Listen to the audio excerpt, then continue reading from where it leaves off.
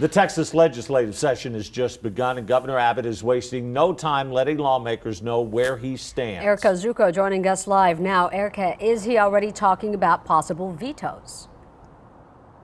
Yes, Aaron Barry, we're actually hearing about a couple of issues here. One of those that he says that he would veto if the bill passed. But the first one that he mentioned in a Twitter post overnight, he mentioned those alcohol to-go sales. As you know, they became really popularized during the pandemic when that regulation was removed and businesses, restaurants were able to give to-go alcohol, beer, wine orders.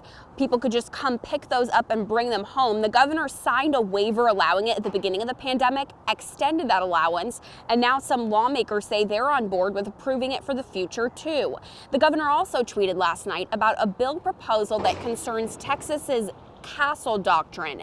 The bill's sponsor says it doesn't repeal the Castle Doctrine or take those rights away. What it would do is say that homeowners could only use their firearm on someone if there's no other way to go back into the house and ensure their safety.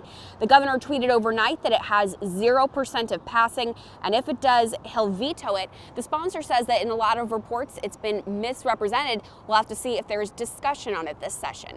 Reporting in San Antonio, Erica Zucco, KENS 5 Eyewitness News.